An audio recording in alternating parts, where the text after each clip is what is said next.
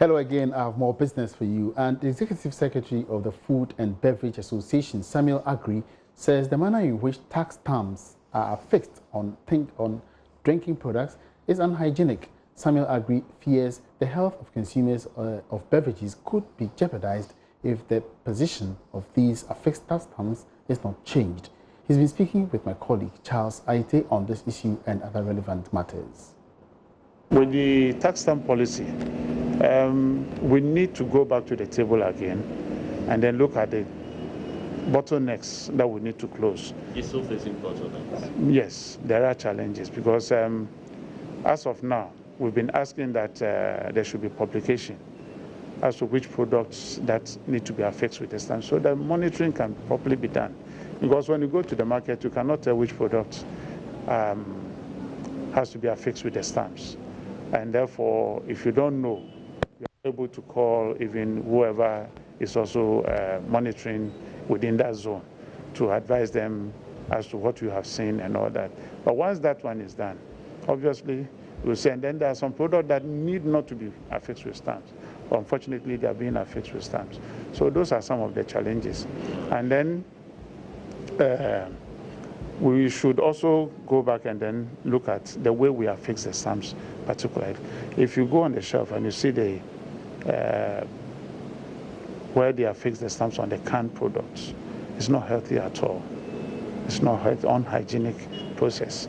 Because the very moment you open the can, you realize that either the label itself or the stamp itself will first dip into the drink and then you start drinking, which is not the best. And then you can also not tell which hand is affixing the stamp.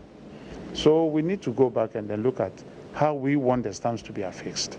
Those are the challenges that, and then we are going to call upon them to have this discussion and ensure that at least we are not saying take it off.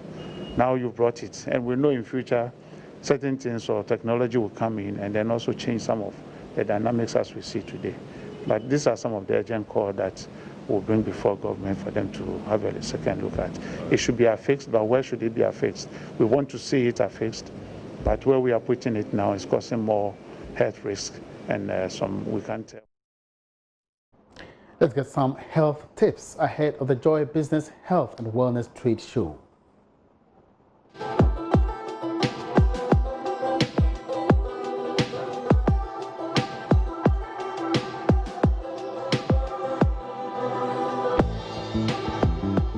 Welcome to today's Joy Business Health and Wellness Tip. Let's learn more about gynecologists. Menstrual problems, contraception, sexuality, menopause, and infertility issues are diagnosed and treated by a gynecologist. Gynecologists are also sometimes certified as obstetricians and will monitor the health of the mother and the fetus during pregnancy.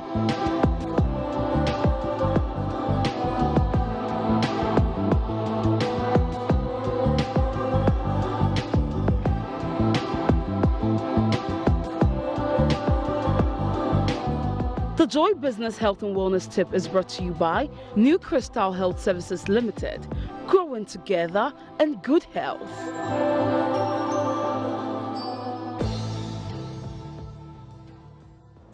So the Joy Health and Wellness Trade Show opens on the 31st of May to the 1st of June this year. After 5 months of nurturing their new ideas, participants in the 2019 Agrictech Challenge got a chance to pitch their business plans to a panel of experts judges for the first time. Their aim is to help solve some problems in the agric value chain.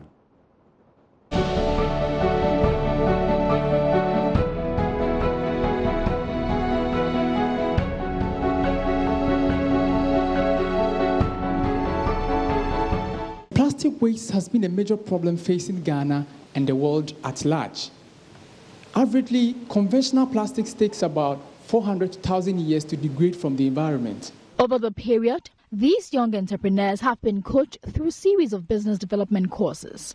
They've also taken part in in-depth market research tours to help deepen the understanding of the challenges facing Ghana's agricultural sector. At each stage, The Agrictechies have been encouraged to identify areas that would benefit from technology innovation and new ways of working. Business ideas developed include pest control, animal feed production, post-harvest loss, and e-extension services, among others. How do you manage and preserve the shell? How do you manage and preserve the husks? Founder of Wabab Investors and guest speaker of the event, Abinamwa, entreated the participants to endeavor to accomplish their goals.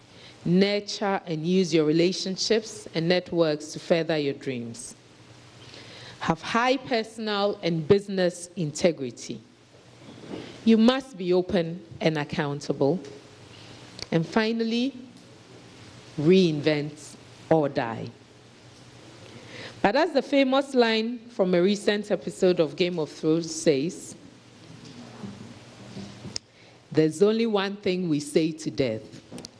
But I say to the death of our hopes and dreams, not ever. Not ever will our hopes and dreams die. Out of about 100 participants in the 4th edition of the KIC Agrotech Challenge, only 7 are female. Raising concerns over the low patronage of women, ideation team member Constance Swanika appealed to women to also venture into the Agrotech space as the next big step for Ghana's economy. Just looking at, the vast landscape of opportunities, there's no reason why you can't take it up. And as I stand here, I would tell, any young lady listening to me that if I've broken through the barriers and where you find areas where you don't have a saturation of women, that is where the real opportunities are. And so if, you have the opportunity to enter into a male-dominated sector, I would really encourage you to, because it's really opportunities waiting for you. Some female participants also share the experience in the journey so far as a way of encouraging other women to participate. For agriculture, I will encourage more ladies to go into it. We are talking about women empowerment. It's not only in the beauty industry, it is not only in the finance industry, but we need more women in the agricultural sector, because more women there means that we'll be able to do much more. We have benefits as women, because we're able to take the little we have and make more from it. So they should just leverage on that. If it's agric that they want to go to, whatever within the value chain, they should just start. They should stop thinking and planning and just get to the market. And then they can leverage on the ability, the inward ability, and then make it start working. Business teams which will survive the first pitch round will continue working on their plans, receive more coaching and training, and will progress to the second pitch event in July 2019. For Joy Business, Karen Dodo. And in commodity news tonight, crude oil traded at $67.96 a barrel. The precious mineral gold also sold at $1,283.68 an ounce. Cocoa, on the other hand, went for $2,463 a ton after gaining 42 cents. The update of the commodity markets is next.